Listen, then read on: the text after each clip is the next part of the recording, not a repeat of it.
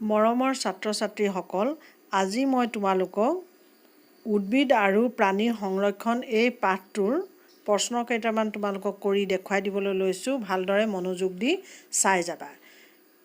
এই পাঠটোৰ 1 নম্বৰ প্ৰশ্নটো কি আছিলে? খালী ঠাই পূৰ কৰা। যে প্ৰাণীসমূহক সিহঁতৰ প্ৰাকৃতিক আৱাসস্থলী সংৰক্ষণ কৰি ৰখা ঠাইক ডেছ বুলি কোৱা হয়। ইয়াৰ উত্তৰটো কি হ'ব? চিৰিয়াখানা বুলি কোৱা হয়। 2 নম্বৰটো হৈছে খটো, এটা নিৰ্দিষ্ট অঞ্চলত পোৱা প্ৰজাতিক ডেছ বুলি জনা যায়। কি বুলি জনা যায়? থলুৱা প্ৰজাতি বুলি জনা যায়। গটো হৈছে ডেছৰ পৰিৱৰ্তনৰ বাবে পৰিভ্ৰমী চৰাইবোৰে বহু দূৰণিৰ ঠাইলৈ উৰি যায়। এইটো উত্তৰটো কি হ'ব? জলবায়ুৰ পৰিৱৰ্তনৰ বাবে। ইয়াৰ 2 নম্বৰ প্ৰশ্নটো কি আছিলে? এটাৰ পৰা আনটোক পৃথক কৰা। ইয়াৰ কটো আছে বন্যপ্ৰাণী অভয়াৰণ্য আৰু জীৱমণ্ডলৰ সংৰক্ষিত অঞ্চল। ইয়াৰ পাৰ্থক্যটো কেনেকুৱা হ'ব মই দেখুৱাই দিছোঁ। বন্যপ্ৰাণী অভয়াৰণ্য আৰু জীৱমণ্ডলৰ সংৰক্ষিত অঞ্চল। ইয়াৰ পাৰ্থক্যটো কি হ'ব? 1 নম্বৰটো হৈছে সংৰক্ষিত বনাঞ্চলৰ দৰে বন্যপ্ৰাণী অভয়াৰণ্যবোৰ বন্যপ্ৰাণীসমূহৰ সুৰক্ষা আৰু উপযুক্ত জীৱন যাত্ৰাৰ উপযোগী কৰি তোলা হয়। আৰু জীৱমণ্ডলৰ সংৰক্ষিত অঞ্চলৰ 1 নম্বৰটো কি হ'ব? যে জীৱমণ্ডল সংৰক্ষিত অঞ্চলবোৰ জীৱবৈচিত্ৰ্য সংৰক্ষণৰ বাবে ৰখা একোটা অঞ্চল। ইয়াৰ 2 নম্বৰটো পাৰ্থক্য হ'ব যে বন্যপ্ৰাণী অভয়াৰণ্যসমূহ হ'ল এনে ঠাই য'ত প্ৰাণী বধ কৰা, যাক চিকাৰ বুলি কোৱা হয়, বা ধৰা কঠোৰভাৱে নিষিদ্ধ। আৰু জীৱমণ্ডলৰ সংৰক্ষিত অঞ্চলৰ পাৰ্থক্যটো কি হ'ব? যে বন্যজীৱ, উদ্ভিদ আৰু প্ৰাণীজাত সম্পদসমূহ আৰু সেইবোৰ অঞ্চলত বাস কৰা জনজাতিসকলৰ পৰম্পৰাগত জীৱনক সংৰক্ষণ কৰিবলৈ এক বৃহৎ পৰিমাণৰ মাটিৰ ডাঙৰ অঞ্চল। 3 নম্বৰ পাৰ্থক্যটো হৈছে ইয়াৰ উদাহৰণকেইটা দীপৰ বিল, দিহিং পাটকাই আদি। আৰু 3 নম্বৰ উদাহৰণটো হৈছে যে ইয়াৰ জীৱমণ্ডল সংৰক্ষিত অঞ্চলৰ পাঁচমাৰী জীৱমণ্ডল সংৰক্ষিত অঞ্চল। ইয়াত তোমালোকৰ কিছুমান ৰাষ্ট্ৰীয় উদ্যান আৰু বন্যপ্ৰাণী অভয়াৰণ্যৰ নাম দিয়া আছে তোমালোকৰ কিতাপত। যেনেকৈ এইবোৰ ৰঙা চিন দিয়াবিলাকত কি আছে? এইবিলাক হৈছে ৰাষ্ট্ৰীয় উদ্যান, আৰু সেউজীয়া চিন দিয়াবিলাকত কি হৈছে? বন্যপ্ৰাণী অভয়াৰণ্য।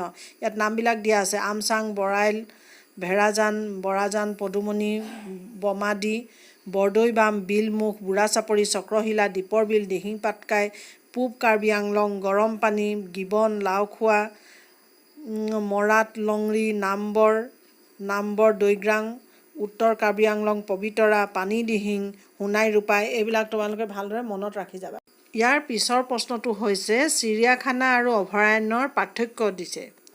ইয়াৰ উত্তৰ হ'ব যে চিৰিয়াখানাসমূহৰ প্ৰাণীসমূহ কৃত্ৰিমভাৱে সংৰক্ষণ কৰা ঠাই আৰু অভয়াৰণ্য হৈছে প্ৰাণীসমূহ প্ৰাকৃতিকভাৱে সংৰক্ষণ কৰা ঠাই। আৰু 2 নম্বৰটো হৈছে প্ৰাণীসমূহৰ অভিযোজনৰ বাবে অসুবিধাৰ সৃষ্টি হ'ব পাৰে আৰু প্ৰাণীসমূহৰ অভিযোজনৰ বাবে অসুবিধা নহয়। 3 নম্বৰ পাৰ্থক্য হৈছে প্ৰাণীসমূহ প্ৰদৰ্শনৰ বাবে কৃত্ৰিমভাৱে ৰখা অঞ্চল আৰু প্ৰাণীসমূহক সুৰক্ষা দিয়াৰ লগতে চিকাৰীৰ পৰা বচোৱা হয়। এইটো হৈছে অভয়াৰণ্যৰ আৰু চিৰিয়াখানাৰ এই দুটা হৈছে পাৰ্থক্য। ইয়াৰ পিছৰ প্ৰশ্নটো হৈছে বিপন্ন আৰু বিলুপ্ত প্ৰজাতিৰ পাৰ্থক্য। ইয়াৰ পাৰ্থক্যটো হৈছে বিপন্ন প্ৰজাতি। বিপন্ন প্ৰজাতিৰ প্ৰাণীবোৰ হ্ৰাস হৈ বিলুপ্তিৰ পথলৈ গৈ আছে। আৰু বিলুপ্ত প্ৰজাতিবিলাক হৈছে যে বিলুপ্ত প্ৰজাতিৰ প্ৰাণীবোৰ ইতিমধ্যে পৃথিৱীৰ পৰা হেৰাই গৈছে, অৰ্থাৎ বিলুপ্ত হৈছে এইবিলাকৰ। ইয়াৰ উদাহৰণ কি হ'ব? 2 নম্বৰটো ইয়াৰ উদাহৰণ কৃষ্ণমৃগ, বগা চকুৱা ছাগলী ইয়াৰ উদাহৰণ। এইবিলাক কি হয়? যে বিলুপ্তিৰ পথলৈ গৈ আছে। আৰু বিলুপ্ত প্ৰজাতি কোনবিলাক? ডাইনছৰ, দ চৰাই ইয়াৰ উদাহৰণ। এইবিলাক আমাৰ পৃথিৱীৰ পৰা কি হৈছে? ইতিমধ্যে হেৰাই গৈছে। ইয়াত তোমালোকৰ থলুৱা প্ৰজাতিৰ বিষয়ে আছে। থলুৱা প্ৰজাতি হৈছে এইবোৰ উদ্ভিদ আৰু প্ৰাণীৰ প্ৰজাতি যিবোৰ এটা নিৰ্দিষ্ট অঞ্চলতহে আছুতীয়াকৈ পোৱা যায়। আকৌ তেনেকুৱাকৈ দেখুৱাইছে যে কেৰ্কেটুৱা এই অঞ্চলৰ এটা থলুৱা প্ৰজাতি। আকৌ প্ৰজাতি হৈছে এবিধ একেধৰণৰ অন্তঃপ্ৰজনন হ'ব পৰা এটা জীৱৰ সমষ্টি। এইবিলাক তোমালোকৰ কিতাপতে আছে, এইকেইটা পঢ়িবা। ইয়াত বিলুপ্ত প্ৰাণীবিলাক দিয়া হৈছে যে বিলুপ্ত প্ৰাণী যে কিছুমান কি আছে? আমাৰ বনাঞ্চলত লাহে লাহে কিছুমান লোপ পোৱা প্ৰজাতিৰ ভিতৰত এবিধ হৈছে বাঘ। সেইকাৰণে কি কৈছে? সাতপুৰা ব্যাঘ্ৰ প্ৰকল্প এটা প্ৰতিষ্ঠা কৰা হৈছে। আৰু যিবোৰ প্ৰাণীৰ সংখ্যা এক নিৰ্দিষ্ট পৰ্যায়লৈ হ্ৰাস হৈ বিলুপ্তিৰ পথলৈ গৈ আছে সেইবিলাকক কি বুলি কোৱা হৈছিলে? বিপন্ন প্ৰজাতি বুলি কোৱা হৈছে। আৰু যিবিলাক বিলুপ্ত হৈছে কোনবিলাক? যে ডাইনছৰ, দ এইবিলাকৰ কথা কোৱা হৈছে। ইয়াৰ পিছৰ প্ৰশ্নটো হৈছে উদ্ভিদকুল আৰু প্ৰাণীকুলৰ পাৰ্থক্য। ইয়াৰ উত্তৰটো হ'ল যে উদ্ভিদকুলৰ ক্ষেত্ৰত কোনো নিৰ্দিষ্ট অঞ্চলত পোৱা উদ্ভিদবোৰক সেই অঞ্চলৰ উদ্ভিদকুল বুলি কোৱা হয়। প্ৰাণীকুলৰ ক্ষেত্ৰত নিৰ্দিষ্ট অঞ্চলত পোৱা প্ৰাণীবোৰক সেই অঞ্চলৰ প্ৰাণীকুল বুলি কোৱা হয়। এতিয়া উদ্ভিদকুলৰ উদাহৰণ হৈছে শাল, চেগুন, জামু, অৰ্জুন ইত্যাদি।